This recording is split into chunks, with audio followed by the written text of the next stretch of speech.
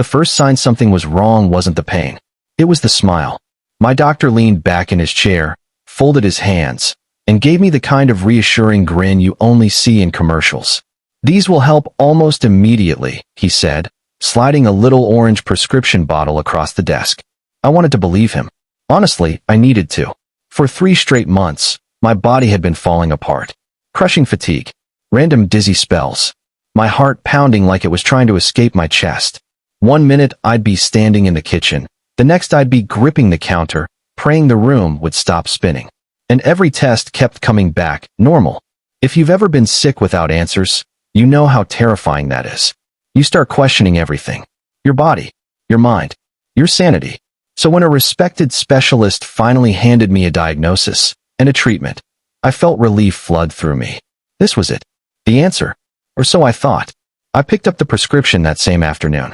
The pharmacist barely looked up, just scanned the bottle, stapled the receipt, and sent me on my way. The pills were tiny, white, almost too perfect. I took the first one in the parking lot. I remember staring at that little tablet sitting in my palm, thinking, this is the beginning of getting my life back. I had no idea it was actually the beginning of a nightmare. Because over the next few weeks, instead of getting better, I got worse. Much worse. The dizziness turned into collapses. The chest pain intensified. My hands started trembling so badly I couldn't hold a coffee mug without spilling it. And then came the night that changed everything. A pharmacy technician looked at my prescription bottle, froze solid, and went completely pale. That's when I heard 5 words I'll never forget. "Where did you get this?" And suddenly, nothing made sense anymore. At first, I blamed myself. Maybe I wasn't sleeping enough. Maybe I needed more water. Maybe the medication just needed time. That's what everyone says, right? Give it a few weeks. So I did. I followed every instruction perfectly. Same time every morning. No missed doses. No caffeine. No alcohol. If there were an award for most obedient patient, I would have won it. But instead of getting better, I got worse. The exhaustion became unreal. Not normal tired. I'm talking about the kind of fatigue where brushing your teeth feels like a full-body workout. My legs felt heavy. My chest tightened randomly. Sometimes my heart raced so hard I could hear it in my ears. Then came the first collapse. I stood up from my couch, took 2 steps, and woke up staring at my ceiling fan. Just like that. Lights out. I convinced myself it was nothing. The second time happened at a grocery store. 1 second I was reaching for cereal.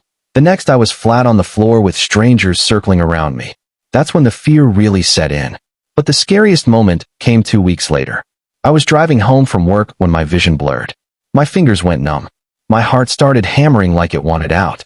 I barely made it into a gas station parking lot before collapsing over the steering wheel. The ambulance ride was a blur.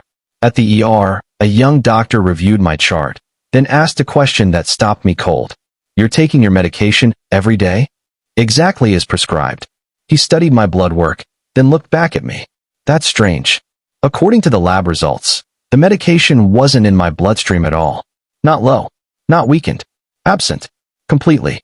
I laughed, assuming there had to be a mistake. The doctor didn't laugh back. And that's when I realized something was very, very wrong. The next morning, I drove straight to a pharmacy across town. Not the one that filled my prescription. A completely different one. I didn't know exactly what I was looking for. Honestly, I just needed someone, anyone, to tell me the ER doctor was wrong. I handed the bottle to the technician. She was young, maybe mid-20s, with the kind of cheerful energy you expect at 9 in the morning. She scanned the label, nodded, then opened the bottle. That smile vanished instantly. Her eyebrows pulled together. She picked up 1 tablet, held it under the light, then grabbed another from a sample tray behind the counter. They weren't the same. Not even close. She turned toward the pharmacist so fast she nearly knocked over a display. Within seconds, both of them were staring at my prescription like it was radioactive. The pharmacist asked where I'd gotten it filled. I told him. His face tightened. He disappeared into the back, and when he returned, he closed the consultation window. That's when my stomach dropped. He placed one of my pills next to the authentic medication. Same size. Same color. But the imprint was wrong. Actually, there was no imprint at all. Real prescription drugs in the US are required to have identifying marks. Mine looked blank. Cheap. Fake. The pharmacist crushed 1 tablet between 2 gloved fingers. It practically disintegrated into powder. Then he said the words that made my blood run cold. "This isn't your medication." I just stared at him. "What is it then?" He hesitated. "Most likely a placebo? Compressed sugar or filler." Sugar. I had spent weeks trusting these pills with my life, and they were basically candy. My knees actually buckled. The pharmacist immediately called poison control, then advised me to contact both my doctor and state regulators. But before I could process any of that, he asked one final question. "Has anyone else had access to your prescription?" And suddenly, an even darker possibility entered my mind. That question hit me like a truck. Had anyone else touched my medication? I replayed every moment in my head. The pharmacy bag, my kitchen counter, my bathroom cabinet, friends who had visited, family who had stopped by. But deep down, I already knew. No one had swapped those pills in my home. The bottle had been sealed when I picked it up. The cotton was packed tight. The foil liner was intact. Everything looked exactly the way it should, which meant one thing. The pills were fake before they ever reached me. I called my doctor's office immediately. The receptionist transferred me twice before I finally got him on the line. At first, he sounded annoyed. Then I explained what the pharmacist had found. Silence. Not confusion. Not concern. Silence. Finally, he cleared his throat and said, "That doesn't sound possible." But it was possible. It was sitting right in my hand. He asked me to bring the bottle to his office right away. When I arrived, his calm demeanor was gone. He examined the label, rolled one tablet between his fingers, and his face turned a shade paler. Then he asked where I had filled it. I told him. He immediately locked his office door. That was the moment I realized this wasn't just a mistake. He admitted that 2 other patients had recently reported unusual treatment failures. Nothing confirmed, just enough to raise concerns. He had already contacted the pharmacy once. They had denied everything. Now, with my bottle sitting on his desk, denial wasn't going to work anymore. He ordered me to stop taking the pills immediately and wrote a replacement prescription on the spot. Then he leaned in and said something I'll never forget. "If what we suspect is true, this could be much bigger than you." Bigger? I thought I was dealing with a pharmacy error. I had no idea investigators were about to uncover something far worse. And my prescription was only the beginning. Within 48 hours, everything exploded. I got a call from the state pharmacy board, then another from a federal investigator.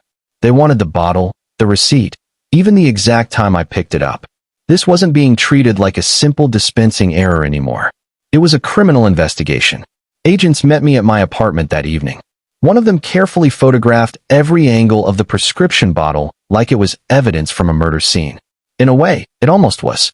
Lab testing confirmed the pharmacist's suspicion. The tablets contained no active medication whatsoever. No trace.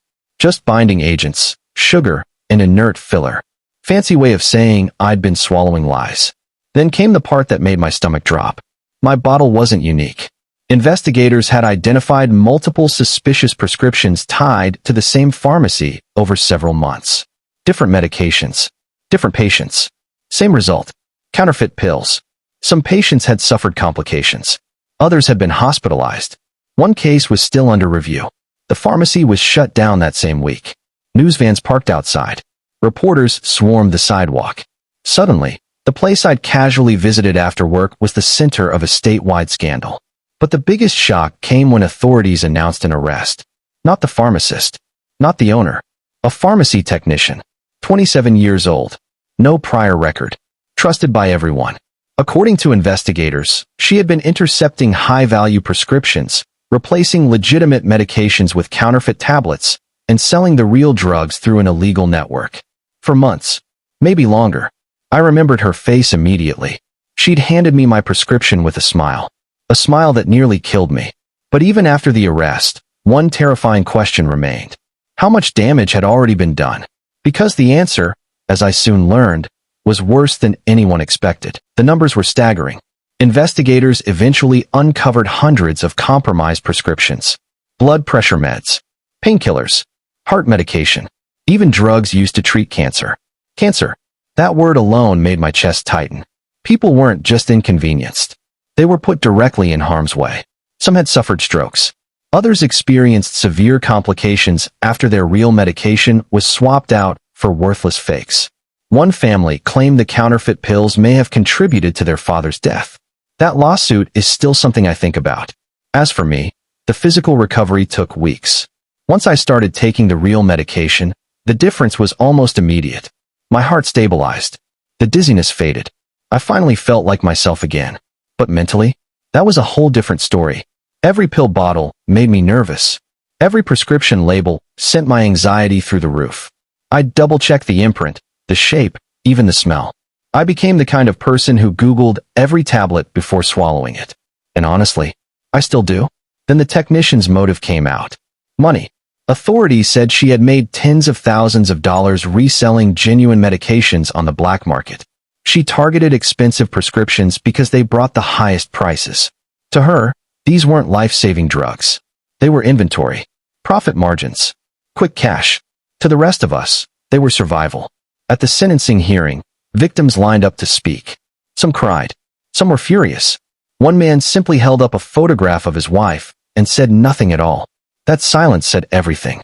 When it was my turn, I looked directly at her. She couldn't meet my eyes. And in that moment, I realized something chilling. She had probably never thought about any of us at all. We were just names on labels. But the judge had one final statement that sent a chill through the entire courtroom. Because this case, as shocking as it was, had exposed an even larger problem, the judge called it a betrayal of public trust. Honestly, that barely covered it. When you pick up a prescription, you don't inspect it like a detective. You trust the system. You trust the doctor who wrote it, the pharmacist who filled it, and the label that tells you this tiny pill could save your life. That trust is everything.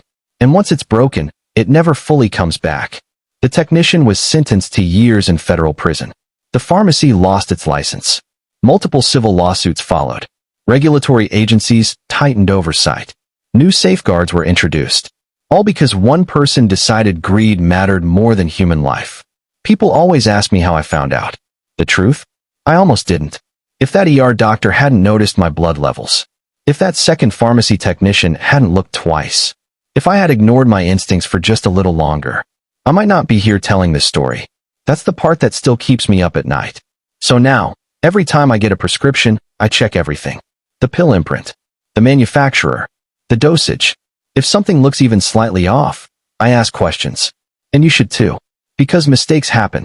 And sometimes, they're not mistakes at all. The scariest part isn't that counterfeit medication exists. It's that it can end up in the one place you least expect, your own pharmacy. That little orange bottle on your kitchen counter?